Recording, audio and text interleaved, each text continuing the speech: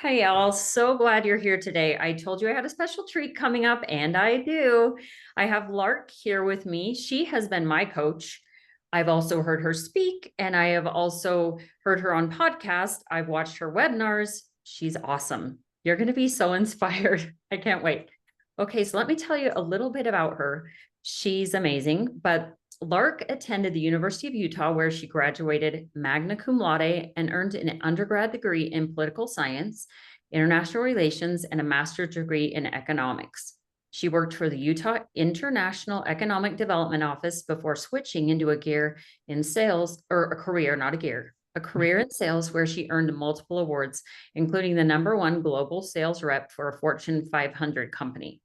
Lark has 30 years sales experience, is a graduate from the Goldman Sachs 10,000 Small Business Program, was a professional sales and a business coach, and the former owner of a trucking company. How awesome is that? I want to be able to say that, Lark. Well, I hear that and I'm like, gee, I sound so old.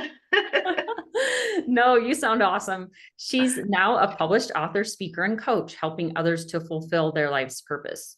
And I will also say, Lark, you have an awesome name. Thank you.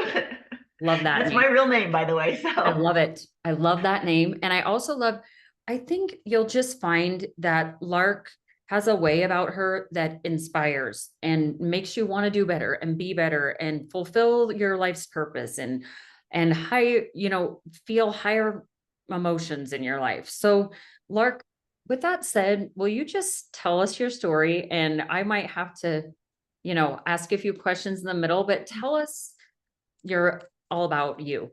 sure. So, as most people, started my career. I will give a backstory. I was raised in poverty by a father who was undiagnosed bipolar. Every day was an adventure. We moved every year. I went to a different school every year. Pros and cons with that, a lot of instability though in my home, which motivated me to back then do what I could to earn as much money as possible. And that, back in the day, early for us, it was, through education. That was kind of the only avenue really that we could try to find some way to earn good income. I was really invested in that. And my education, my career, raised my kids. I had 3 kids, ages 8 through 5, when I won that global award. Let me tell you, I look back now and I was like, I was exhausted. I was not doing as well as might have been, seen from the outside. I look at the self-care, was averaging about 6 hours of sleep a night, and long term that's not sustainable. And so I look at all of that thinking, wow, there was probably a better way. But I eventually left corporate America, went off as an entrepreneur doing the consulting in global logistics where I'd been working. I eventually inherited my father's trucking company. I streamlined that trucking company to where I was working 1 hour a week in an asset-based business. Wow. And I was bored. So that's when I started doing the coaching, because I was just like, I'm sitting around doing nothing here. So that's where I was just over 5 years ago in the spring of 2019. And my 19-year-old son took his life. This was completely unexpected, didn't know he was struggling, thought he was fine. And it changed everything in our lives. It completely devastated our family. I suddenly did not care about all the things I cared about before. When you go through a life-altering experience, things get really clear as to what matters. And doing a lot of the business coaching, while I loved it, it wasn't a priority for me. The trucking company, I sold it after a couple of years soon thereafter. It's not the way I wanted to spend my time. We had our big home where we raised our kids, sold that a couple years later, downsized and moved to a condo, which is where I am now. Everything in my life changed where I wanted to focus my time and attention and resources. And within a couple days of my son's death, I I had a shift in how I was thinking. My first initial thoughts were, I want to hide in the home. I never want to come out. I never want to talk about it. If we don't talk about it, it didn't happen, right? Right. you know that. Mm. Um, and then I had 3 moms call me. And each of these moms had a child who knew my son. And these three kids had been struggling. And so there's a real thing with copycat suicide. And I suddenly came to realize that it wasn't about me, was like a good parent or not. It wasn't about my son and his struggles. There was suddenly something I could do that could possibly help these children and hopefully make a difference in the world so that not one other parent would have to go through what my husband and I were going through. Literally, it was the most devastating thing you could ever imagine.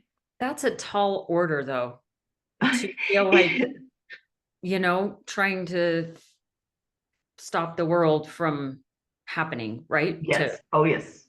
Because, but I felt there was so much that we could do as parents. I parent differently now. mm, My husband is retired military.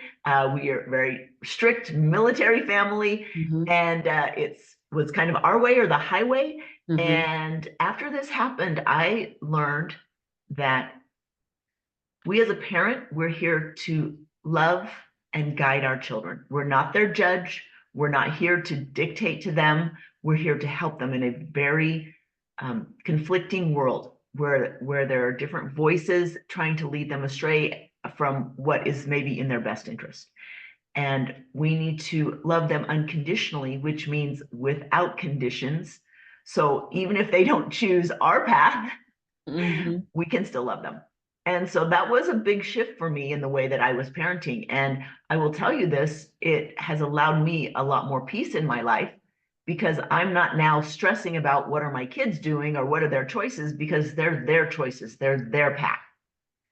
I'm simply here to love and support them, holding fast to what I still believe is important Right. and my values, but it's not their path. And I'm okay with that.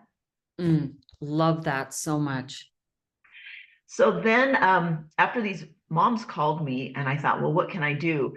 And within a week of my son's death, I started going out on social media and talking about suicide prevention, which was kind of a shock for me because 5 years prior to my son's death, my father had died by suicide. And it was so much shame and stigma around that I couldn't even say the word suicide. My best friends didn't know how he died. And I realized that we cannot continue to pretend like this doesn't exist because statistically speaking, suicide is so pervasive that it will affect all of us at some point. I agree. And if there is something that we can do to bring that awareness, that's so important to me. I thought, as my kids were growing up, I thought I had prepared them for all of the concerns that they might face, right? Mhm, Underage drinking or, mhm, teenage sex, all of these mhm, things, right? mhm. And when my son died, I realized I had not prepared them for the number one killer of youth in Utah, and it's pretty high nationwide, and that is suicide. Because Wow. I just didn't know, nobody was talking about it. Over these last 5 years, more people are talking about it, which I think is really important. So during those couple years after my son died, I was on a lot of podcasts, like you mentioned.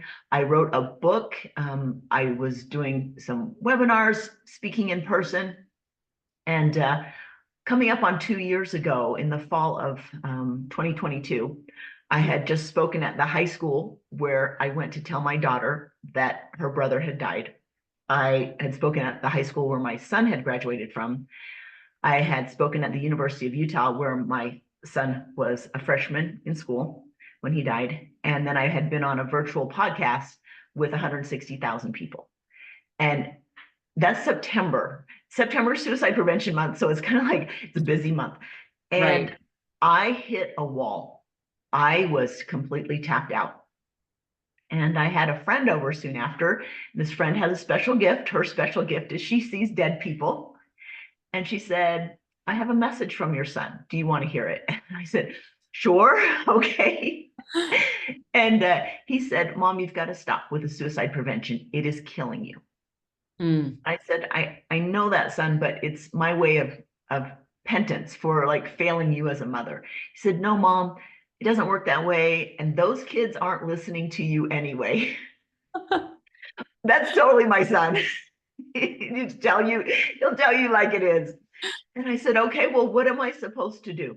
And he said, coach the moms. You need to teach the moms, and they in turn will teach their kids. And then I thought, okay, well, what does that even look like? And I Right. spent several months trying to decide what did coaching moms look like. And that's when I realized that I needed to be the coach for the person I was 15 years ago. When I told you, I was in corporate America, my hair's on fire, I'm trying to Mhm. raise these kids, trying to do all the things, and there's got to be a better way. And that's what I started doing was teaching these women specifically in who are entrepreneurs or who were commission-based sales. That's where I have a lot of experience, Right. and helping them understand how they could not only achieve their goals, but do it without hurting their mental health and their kids, right? Supporting Mhm. their family along the way. Mhm. And there's been so much gratification in my life to see these women suddenly begin to dream again, begin to realize that they are a person and that they can have their own goals, and being able to prioritize themselves, and then also putting their family in the mix and making it really well balanced. So that's kind of what happened up until earlier this year. Wow. Lark, I love this. And I love how you took something so difficult and you helped so many people. And that's the thing in our lives. It's going to hurt. There are things that are going to hurt, and we can decide how to move forward. Some people don't move forward.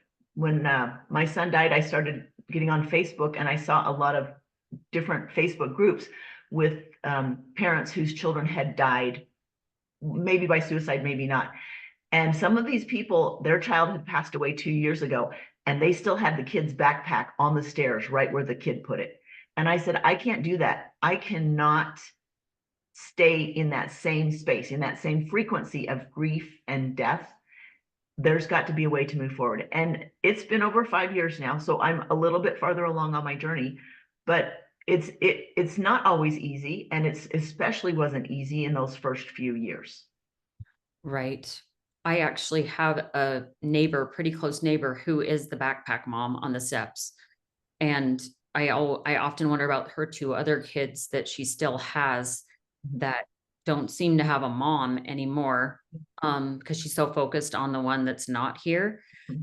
I also have some experience with suicide. I had two uncles who took their lives, and then my sister's husband also died by suicide, and she was left with 16, 14, 12, and 6-year-old boys that are really close to me. And so I know this affects Mhm. a lot of us. Yeah, right. And me And personally. with the suicide, there's all these unanswered questions. Why didn't you come and talk to me? Why did you do it? Why wasn't, our relationship good enough that you could have said something? Why? And Mhm. suicide is not the right answer. It can hurt. I can appreciate when, you are feeling so down. But if you can reach out, get the help you need, or if you're working with your children or people that come into your life, you know, people that take their lives by suicide don't always look like a suicidal candidate, right? I mean, Mhm. my son was a freshman at the engineering department at the University of Utah. That was his dream. He Mm. had friends, he had hobbies, he had things that were coming up for him. You would never have thought, oh, yeah, he's struggling. So we don't always know what people are going through, and to just reach out and create that connection is so important.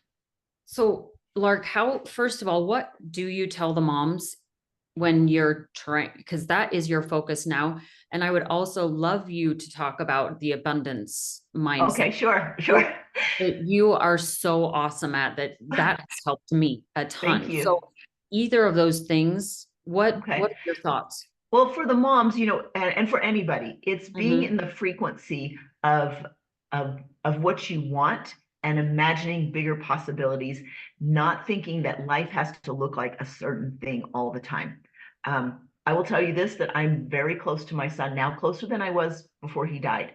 And it's because I intentionally tap in to him and I ask, hey, be with her with me, but I have to be aware. It's an awareness. So I went walking in the park this weekend in the morning. And as I'm walking, I had my iPods in, and I got this prompting, take out the iPods. Okay, take them out. And I'm just walking, watching the people kind of gather in the morning when it's early.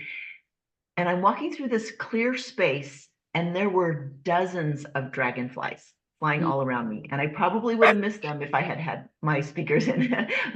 um, and these dragonflies, I don't know if you know this, but they kind of symbolize that a loved one who's passed, because they're insects that have two sets of wings. They're the only insects that have two Oh, sets of I didn't wings. know They're this. angel wings. Yep, they're Mm. angel wings.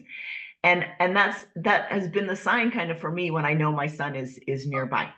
And these dozens of dragonflies are flying all around me, and they're big. And I thought, thank you, son. That's a connection that I'm feeling with you. And I acknowledge here in the present moment. It is so important to be present. We often think about the past, which causes us, undue grief or sadness. Right. We can't do anything Depression. about it. Right. Or we're thinking about the future and projecting things into the future, which haven't happened, and that creating that anxiety. Hmm. Be present. That's huge, to be present. What's your best tip on being present? Is it Oh, breathing? What is it? it's breathing. It's breathing. It- I actually have several alarms set, probably 5 or 6 alarms set at different times throughout the day. Mhm. And when they go off, I will breathe in. I'll do a 3-3-3 count. So you breathe in for 3, hold Mhm. it for 3, and then you breathe out for 3. And I do that 3 times. And then I say, all I need is within me now. I love that. Because I feel that God has sent each one of us here. We each have a mission, and it frustrates the plan of our being able to fulfill our mission if we don't stay on this planet, because we need each other. We need to support and help each other. And we have all the things we need are inside us to move forward with our mission. And by reminding ourselves of that, we can come back to ourselves. I actually learned this technique from a friend of mine who had a near-death experience. He was put in a body bag. He was called dead. He was tagged dead, and he was Wow. brought back to life. Um, and he said the fastest way to connect your body to your spirit is through our breath. Hmm. And I love that. And I have been doing it for over a year. I And found that it's to be true. I was going to say, is it breathing? Because that's what I found. mhm, It's such the simplest thing and it's it right is. there with you all the time. It is. Sometimes we look outside and we think it's some big thing that's going to make a Right. difference, and Right. it's little things. I teach people how to incorporate certain small things in their day to help them connect to themselves, to their higher power, to their family, and to be really grounded in the present and what's here right now. That's important. We're so distracted with many things going on around us that don't matter. They don't matter. It's our loved ones, our relationships that matter so much. And So I feel like you're laser focused in always in what you say because you've had these experiences and you wouldn't be this way without them. no, And yet you really would rather not have had them. right. I look at it's kind of like how I was as a person before my son died and how I am as a person after my son died. And I have to say that, the grief that I have gone through allows this empathy that I can have for other people who are grieving, who are struggling. I have more compassion, I have more grace, not only for myself, but for other people, and see people in their struggles and think, instead of blaming them or saying, oh, they have all these addictions. Well, why do they have addictions? Or why are they going through this? Because of choices. Um, because at some point they felt empty inside and they were just looking for something to fill that. And can we, in some way, help someone else by filling them with something from us that is overflowing? But we can't give if it's not overflowing. Right. I That got some doesn't work. revelation when I was having a really hard time, maybe in the past year, that was that you can't give from an empty cup. No, You've got to you can't. You have, literally cannot. you cannot. You really do just turn the cup over and nothing comes out. And so tell us your best hacks of how to fill your cup. What have you found? What has worked for your clients? Your Mhm. So it's daily things. Number one is the breathing. And mm, then the other thing is I teach journaling in a specific way. So there's journaling, gratitude journaling, mm, also journaling to get the negative out, and then journaling to set up your day in a way that tomorrow you're creating it in advance. And that's huge. That's been a really big thing for me. And as we create this time to connect intentionally, then things start to change. And my program is called Intentional Manifesting because I'm all about manifesting, but I'm like, let's be really intentional because every one of us are manifestors. Wherever you are in your life right now, you have brought that in based on your frequency. And so let's choose a different frequency if we're not happy where we're at, right? right. So how do you do that? So let's see. I do it through visualization. And so that's part of what I do every day is part of the meditation and really feeling into what I want and thinking about my goals in a way that I connect emotionally with those goals. That's Okay, really so important. how do you do that? And how the first thought that comes to my mind when you say that is, I don't have time for that. You know what? We can all say that, and I can appreciate that. But if you can achieve your goals faster, right, through doing certain techniques, and you can achieve these with less effort and stress, Hmm. wouldn't that be worth it, For right? sure, for sure. So the very first lesson that I teach my clients is about quantum physics. And quantum is all about the particles on the small level, smallest level, like smaller than atoms, right? Hmm. And what's going on there is that if I go out and say, I want to get a certain goal and I'm pushing and I'm doing these things that physically, I'm trying to physically force matter, physically move things forward, that's Hmm. going to take a long time. Hmm. But if I start at the quantum level where I'm moving things with my thoughts and Hmm. my vibration, and suddenly that is working on a subatomic level, Hmm. then that creation goes a lot faster.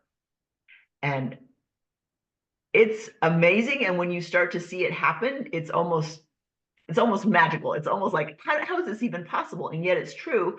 Scientists know that thoughts have a weight. Your thought has a weight to it.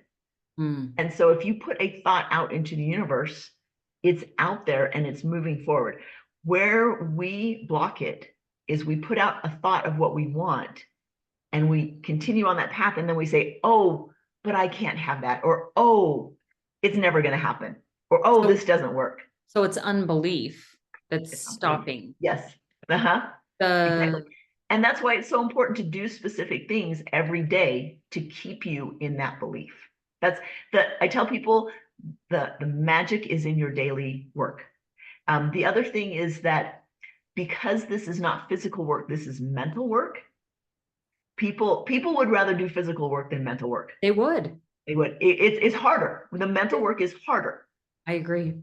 And yet, if you are willing to do it, things can come about so much faster. So back when we met, I want to say March, when we were in that conference Hmm. together, Hmm. that's kind of when things started to shift for me because I was getting ready to do that big speech on the stage, and I was going to offer, how to find your life path, your life's purpose, which I felt was so important for me, and shifting kind of into coaching. Hmm. And as I'm getting ready for the speech, God said, I want you to talk about money. And I said, what? I'm like, this is so incongruous. My son died by suicide, and now through this process, you want me to talk about money? Like, how does that even connect? I want to talk to people about peace, love, and joy. And God That's how told you me know it's coming from God too, because it never makes sense. And you're like, I it didn't never think of makes that. I didn't think of that for sure. no. I'm like, what is going on? And then God told me people cannot get to peace, love, and joy if they can't pay their mortgage and they can't feed their family. And it's been tough times for most people Mhm. financially with, the inflation and the struggles that people are having. I've Right. been seeing it so much in my Facebook feed. People are just saying, how can I do this? Right. Um, and then I thought back to my childhood, all of the food insecurity. There were times when, our family did, our kids, I was the oldest of seven.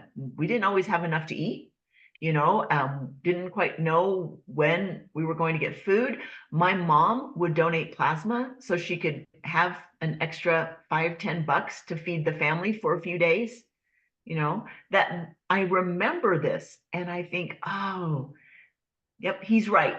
If we can create some stability in the home through having our money energy elevated, then we can start creating this peace and room for the joy and the happiness in the home.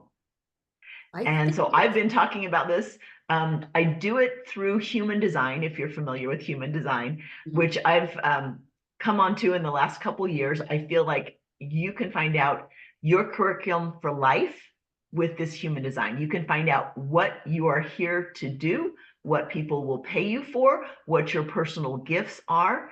And one of my gifts is that I can see people's blocks with their money.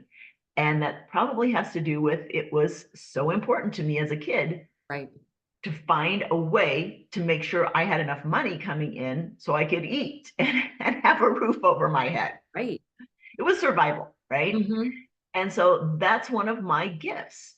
And I created this webinar. It's free for everybody to understand how to uncover their own money blocks using human design. And there are specific phrases that, depending upon your design, that will resonate with you and help you kind of uncover that. And I've had several people tell me that as soon as I said their specific phrase, it was like a zing right in their heart, like, Hmm. oh, she got me. And then I've had several people come to me and tell me after they watched the webinar, and then they did the homework. You can't just watch it. You actually have to invest some time and Hmm. effort into it, right? One man told me, he's an entrepreneur. He said that after the first quarter of this year, worst quarter in all his business, he started doing the homework. And within 3 weeks of watching the webinar, he had brought in $12,000 cash into his business. And he's like, oh, this was amazing. So unexpected. And then I had another woman who has a job, and she's like flowing in this money energy. And she said, within a couple of days of doing this money homework, my boss notified that I'm getting $500 a month raise from, like, she didn't do anything other than shift her energy around money. And that's just one of many, two of many examples that have people Hmm. have been coming to me and telling me how they have shifted their money energy. And I just think that's so important, right? If we can take the pressure off families in some way Hmm. of of having to be worried and stressed about money, then they can open up their lives to other avenues of creating joy and harmony and balance in their lives. So no one's more surprised than I am that I am talking about money blocks, but I love talking about money blocks. And it does make sense because of your history. Yes. It makes And a and ton then of here's sense. the other thing is, like, I'm the one that's talking about money, and yet since my son's death, I don't even care about money. Right. Like Right. I guess I'm the perfect one to talk about it because I can say, yes, money is a tool. It's here on this earth. It's something we need to learn how to use and learn how to master so Hmm. that it doesn't master us. It's just a part of our education that we're going through, because in heaven there's no money, right? Right. No currency. There's no currency, there's no time. So these are two things that we're here to learn. Mm. And so if we can learn those, then that will just help us on our way. And like I said, since my son died, like, all the things that I thought I was so attached to, Hmm. I I have no attachment. It's just stuff. It's just things. I got rid of so much stuff. Interesting that you went from the big house to just where you're at. But you have told me you've made it exactly what you want it to be. Yeah, yeah, Your exactly. your condo is exactly what you want. You know what? I'll tell you. So we've been here 3 years, and 4 years ago, if you had told me condo downtown Salt Lake City, I would have said, Shar, you are crazy. Cause like none of those things resonate with me. And I was taking my husband all around the huge Salt Lake Valley and then up into the mountains. I wanted to go into the mountains. And he kept saying, I work in the valley. I'm from New Orleans. I don't drive in the snow. You can't move me to the mountains. And I was so frustrated. We were having these fights over where to move. And I finally just gave up. I said to God, if you want me to move, if you want me to have more time to do this work you've been asking me to do, then you've got to make the way happen. And this is an example of intentional manifesting. I simply said, I need three things. I want a bunch of light because light will help me heal. I need to be near nature. I spend as much time in nature as I can. Try to get to a park, the nearby park every day. Mm-hmm. And I would like it to have a wow factor. If I'm going to move, could I just at least be excited about it? Not, Mm-hmm. not Right. move to a complete dump, please. Mm-hmm. And I just threw it out there and I told God, please, just for the sake of my heart, healing my heart. And within a couple days, my husband sent me a Zillow link. It was of a condo downtown. We're in the avenue, so we're a little bit off town center, so it's not Mm-hmm. as loud. We're Mm-hmm. 5 minutes to Memory Grove, 5 minute Wow. walk, which is it's a beautiful park. It goes all the way up into City Creek Canyon. I bought an e-bike so I can ride up all Oh, the way up so to the canyon. fun. And we have three exterior walls, and they're just wall to floor to ceiling windows in one of the rooms, and then quite a lot of windows in the other two rooms. And I look out at the Capitol and Ensign Peak, the little mountain there. Mm-hmm. And in one of the rooms, there's a tree right outside my door. We're up a little bit higher, but I feel like I'm in a tree house, That surrounded is by all this so green. awesome. It is perfect.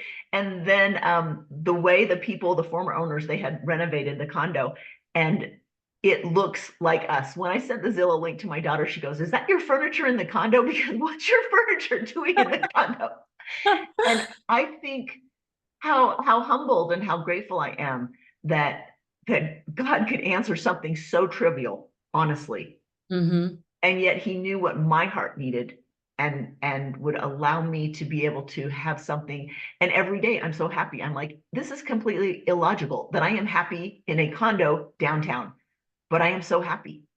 And Wow. I don't have to spend a lot of time taking care of the condo, which allows me to do more time working with people. Oh, I just love that so much. We're almost out of a time, Lark, but just from what you've been saying, I have one question really quick, and then I want you to give us the webinar, how they get on that webinar Okay. that you gave, and then also how they find you, Okay, um, sure. if they So want more. you can find me on Facebook, Lark Dean Mm-hmm. Galley. My website is larkdeangalley.com. And if you go to that website, then there will be a little button there that says identify your money blocks. It's a free training. You just have to register and it will be sent to your email. And then the training's about 45 minutes long, but it will be very informative and give you a lot of insight. If you've been struggling with money blocks, meaning like a money block can look like you're earning the same amount of money, and no matter what seems to happen, if you get a raise, you just can't seem to get ahead. Or maybe you earn a certain amount of money one month and you earn a higher amount the next month, but the third month you earn like lower amount, so it always comes out to about the same. These are all money blocks. Or when you overgive in your business, Mm. this is a money block. This has to do with your value. So there are lots of different things that can be money blocks, but I would invite you to do that. I'm on Instagram, Lark Galley. Um, but I'm happy to help people. I just feel a need to reach out and bless people. So Isn't larkdeangalley.com. isn't she amazing? I love Lark, and I have listened to that. And I think I'm gonna go back and listen to it again, Lark, because it was so good. And I think, like you said, I did the homework, but I love to just remind myself of what maybe I missed last time. Um, Yeah. so just one quick question to end. Do you, it almost seems like manifesting is a prayer to you. Is it gospel related to you in some way? I think it's all about faith. I actually Mhm. had somebody say to me once, I think the reason you're able to manifest so well is that your faith is so strong. And I really do. I believe in a God that loves us, that wants us to have what we want.